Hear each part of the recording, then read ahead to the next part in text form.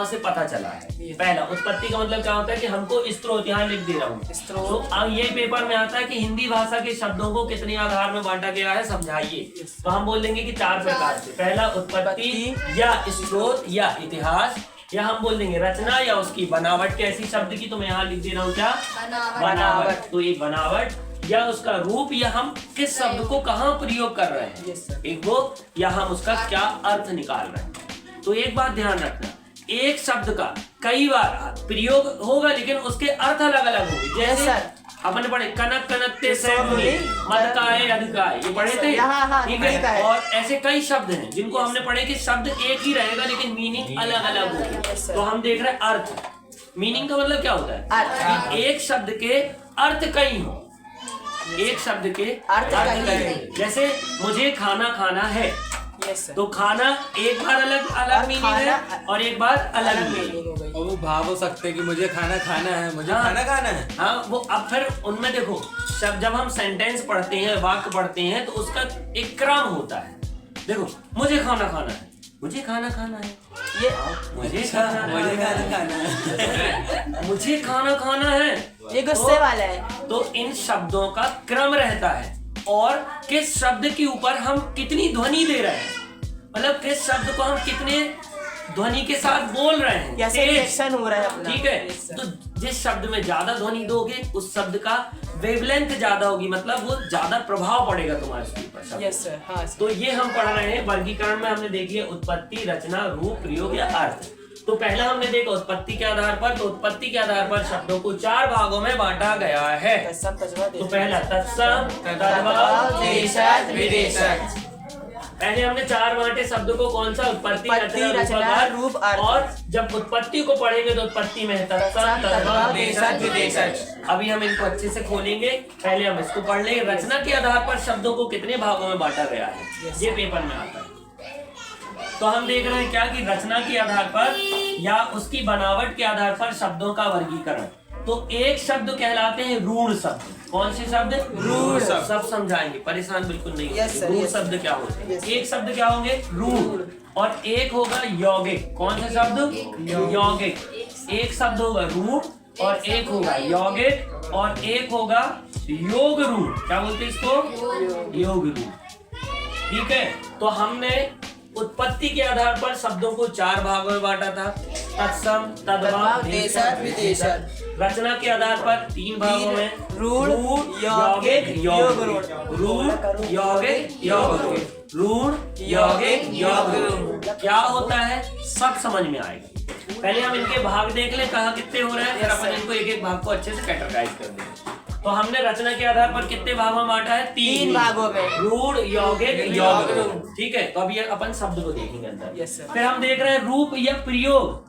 रूप या प्रयोग के आधार पर शब्दों को कितने भागों में बांटा गया है। तो यहीं पे हम पढ़ेंगे पहला, एक अपन पढ़ते हैं विकारी शब्द। कौन सा, विकारी शब्द, विकारी नहीं, विकारी, विकारी, विकारी, विकारी, विकारी, विकारी शब्द। तो एक इसका एक विकारी हो जाएगा तो दूसरा क्या हो जाएगा, अविकारी। कौन सा, अविकारी शब्द। एक जब विकारी है तो दूसरा क्या होगा, अविकारी शब्द। ठीक है।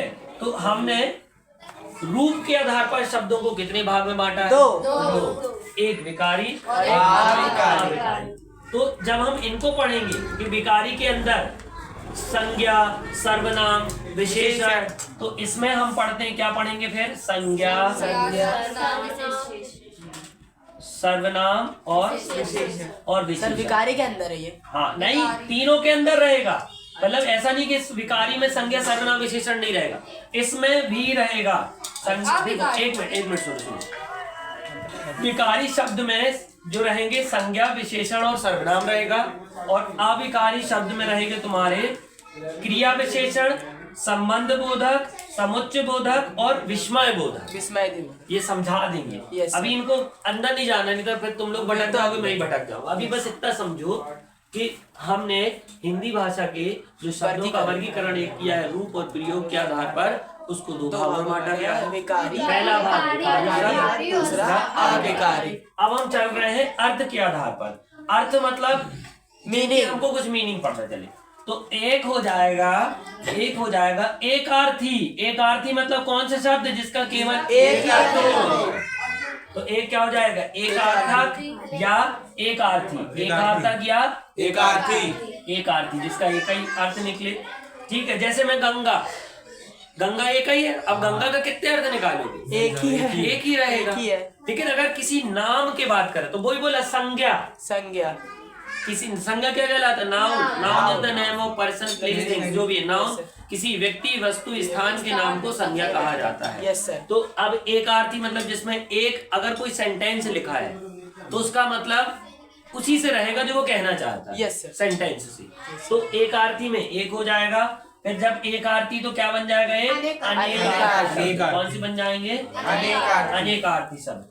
तो एक आर्थी के बाद अनेक आर्थी मतलब एक शब्द के कई अर्थ हो। Yes, sir. ठीक है, जैसे हार सुना है? Yes sir. एक गले ठीक का है, होता एक है। गले का हार। हार गए यार। हम वर्ल्ड कप हार गए। अरे जीना याद दिलाओ सर। जी ना याद दिलाओ सर। बेटा हार होती है। तो 19 नवंबर झेला। जीत होती है, हार होती है। हम लोग ने 19 नवंबर झेला। समझ रहे? जीत होती है, हार होती है। और जो हार के जीते वो महाजीत होती है। जो हार के जीते वो महाजीत होती है। ठीक है। Yes, और हर हार से कुछ हारा हुआ हार को हार ना मानकर अब Yes, कितने अर्थ आ जाएंगे? Yes sir. समझ पा रहे हो? वो सब छोड़ो, कहा इधर आओ। तो अनेक आर्थी मतलब एक शब्द के कई अर्थ निकल जाएं। और अब देखो, पहले एक आर्थी अनेक आर्थी, तो फिर क्या बन जाएगा? समानार्थी। क्या बन जाएगा? समानार्थी या पर्यायवाची। पर्यायवाची अलग नहीं बोलना चाहिए।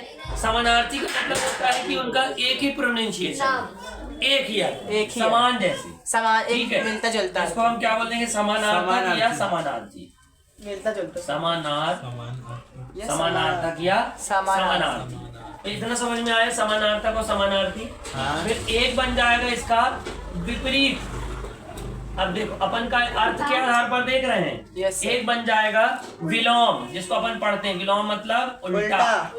समानार्थक समझ जाओगे? समान। ठीक है। या इसको पता नहीं काय पर्यायवाची बोलते हैं, लेकिन अपन अभी बताएंगे क्यों पर्यायवाची क्या होता है। Yes, sir. पर्यायवाची समझा देंगे सब। ठीक है। अब हिंदी वैज्ञानिकों ने ऐसा लिखा है तो अपन भी मान के चल रहे हैं, क्योंकि Yes, अपन एक विद्यार्थी के तौर पर है। और और वो जिन्होंने क्या है? जितना हिंदी के बारे में रिसर्च की है वो तो मेरे से मतलब मेरे से अनुभवी शिक्षा की होंगे, तो हम उनकी बात को अपन फॉलो करके चलते हैं और जो समझ लेते हैं भाई, है ना। Yes sir. कुछ चीजों को क्या होता है कि अगर किसी ने बोला है मतलब उसने रिसर्च की होगी। Yes sir. और अपन उन पे डायरेक्ट अपन उसको बिलीव करके मानते हुए चलते हैं। Yes, और अगर आपको ज्यादा लग रहा है तो आप 2-4 किताबें और उठा के देख लेना। Yes, ठीक, तो आप लोग को पल्ले पड़ जाएगा। तो एक हो गया विलोम, और इसको ही विपरीत बोलते हैं। विपरीत मतलब जानते हो? उल्टे शब्द। विपरीतार्थक। क्या हो गया? विपरीतार्थक।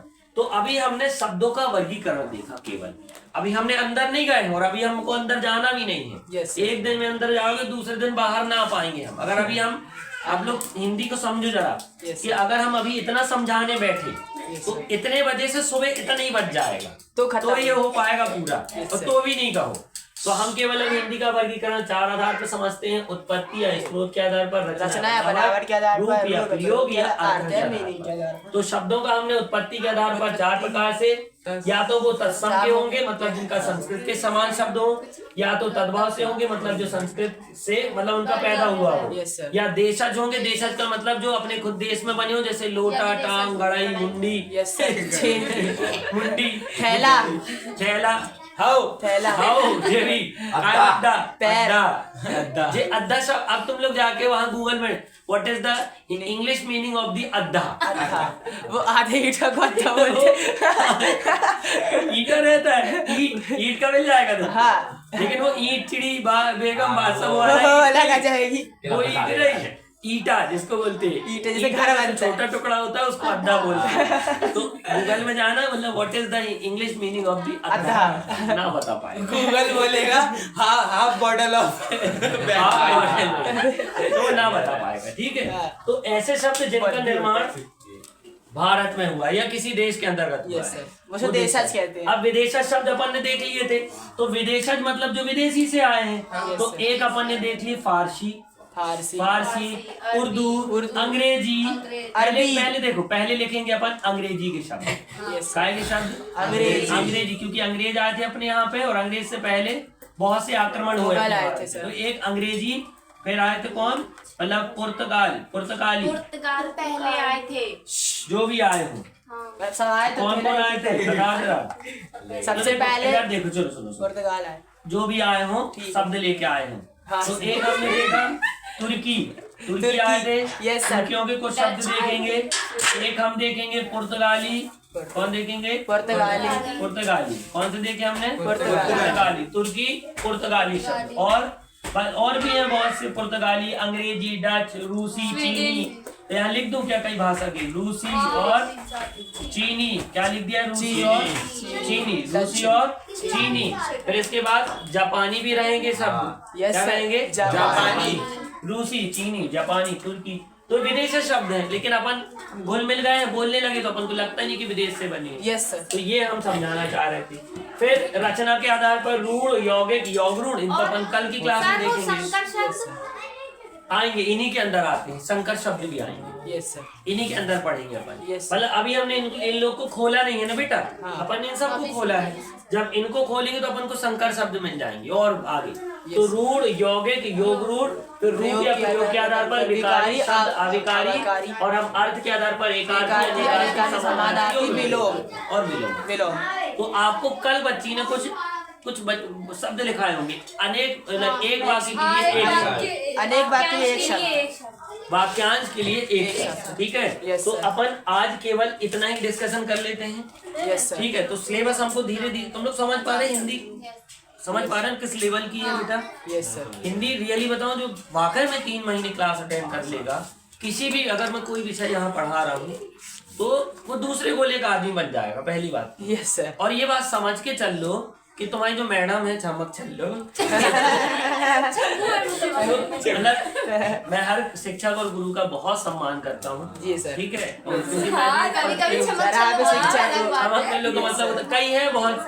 मैं भी सर लिपस्टिक लगी यूट्यूब में रील बनाती है वो। यूट्यूब पर डालेगी। Yes, sir. और मैंने देखे कहीं रील देखा। सर, लिपस्टिक मैं भी लगा- डिप्रेशन में हूँ, मैंने हाँ बताया। Yes sir. वो सर वो गणित का टीचर रहते हैं। मैं डिप्रेशन में हूँ, मैं भी। अरे यार, मतलब ऐसे ऐसे सर। तो जरा उनसे जाके पूछना कि भैया तुम लोग भी घर पे जाके पढ़ा करो। Yes sir. अगर वहाँ वो टीचरों से, टीचरों से सर। ठीक है। Yes, sir. तो अपन को अपने ज्ञान का प्रदर्शन बिल्कुल नहीं करना है। हम केवल विद्यार्थी के तौर पर अध्ययन कर रहे हैं। Yes, हम sir. और आप दोनों Yes, सब sir. मिलकर। ठीक है। Yes, sir. तो ये बहुत हाई लेवल का ज्ञान है, मतलब इसको अपन कल ही खोले तो अच्छा है। Yes sir. इसको आप ले लेना। और हाँ भैया, ऑनलाइन वालों आप लोग ध्यान रखना। ठीक है। और डेली क्लास इसको ऑनलाइन देखते रहना और कमेंट वेंट लगे तो कर देना, अगर समझ में आ रहा तो और अच्छी बात है। ये तो कल्याण तो सबका हो ही जाएगा, ऊपर वाला सब देख रहा है। ठीक है। Yes sir. हाँ उसको भी याद कर ले मैडम।